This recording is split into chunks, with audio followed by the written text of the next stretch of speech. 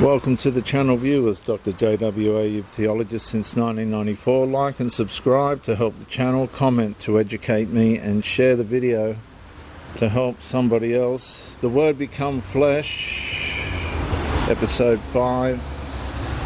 The first promise, the Word hidden in the seed. In the previous episode I revealed that the Word not only created all things, but continually sustains all things. The one who would enter creation as a child was already upholding creation by his power. Yet creation did not remain untouched.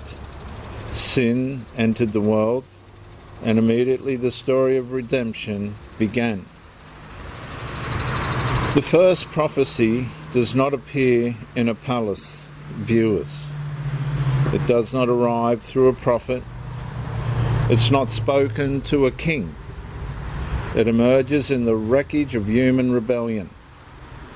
The serpent has deceived, the woman has eaten, the man has followed, creation has fallen, death has entered. And before humanity leaves the garden, God speaks a promise. A seed is coming. A child, a descendant, a deliverer. And the Word who created humanity is now hidden inside a future birth. Genesis 3:15 introduces the first redemptive promise in Scripture. The Incarnation does not begin in Bethlehem, nor even with Abram. It begins in Eden when God promises that the seed of the woman will ultimately crush the serpent. And the Word who created the world now moves toward redemption through human birth. Judgment is pronounced, hope is inserted, and history changes. Teaching point number 1. The promise appears immediately after the fall. Humanity does not seek God first. God speaks first, and immediately after rebellion enters creation, divine mercy enters the narrative. The serpent receives judgment, yet within that judgment comes a promise.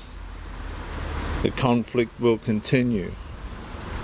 The struggle will intensify, but evil will not reign forever. A future seed will come. And viewers, this matters because redemption is not an afterthought. The Incarnation is not God's emergency response to unexpected failure.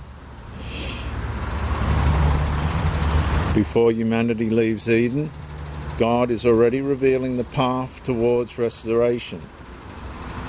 And the punchline is, before the first exile begins, the first promise is already spoken and in action. Teaching point number 2. The promise narrows through a human birth. Now think about that for a minute. The promise narrows through a human birth. The Psalm says, and I mentioned this before in another talk, from eternity to eternity, God. In whatever direction you go, God's there. But at this point in history, Galatians 4:4, when the fullness of time had come, God reduced himself to one passageway that would enter eternity into time.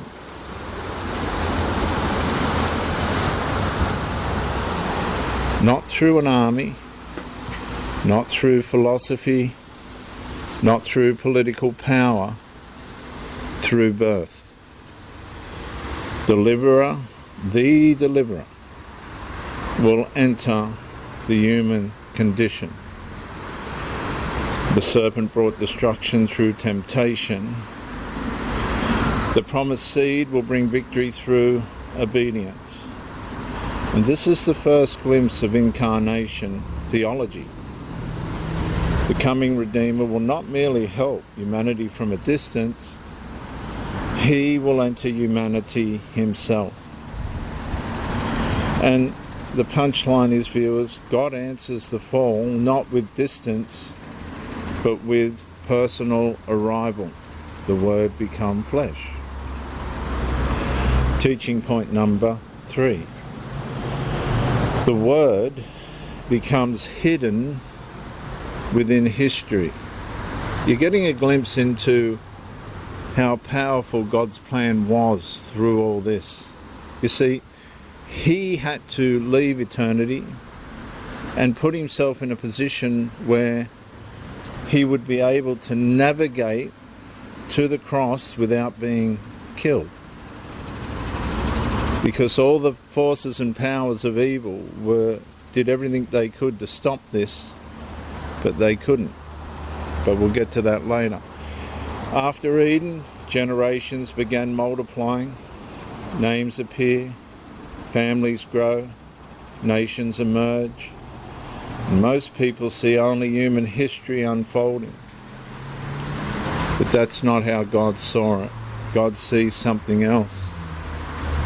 The promised seed moving through history, slowly but surely, and the Word who created Adam will one day become the descendant of Adam himself.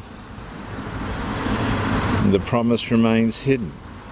Yet every generation carries the question, could this be the one? And the Incarnation now moves beneath the surface of Scripture like a concealed river flowing toward its appointed destination.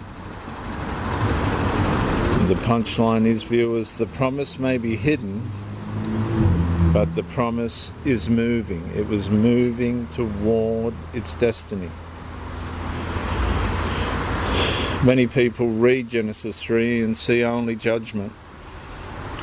Scripture reveals both judgment and mercy. And the same chapter that introduces the fall also introduces the Redeemer.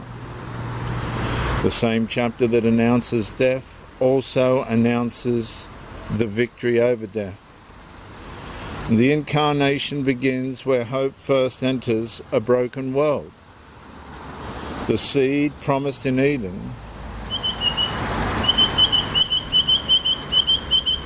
we'll just let that bird sing in the background, viewers.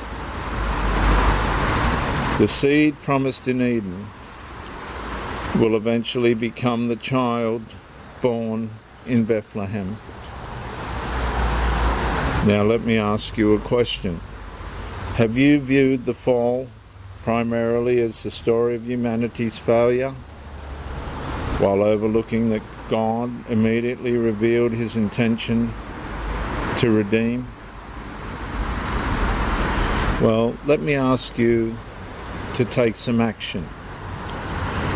Read Genesis 3:15 alongside Galatians chapter 4, verses 4 through 5, and identify how the promised seed ultimately enters through birth, through that one person. And I will read you a proverb before we close.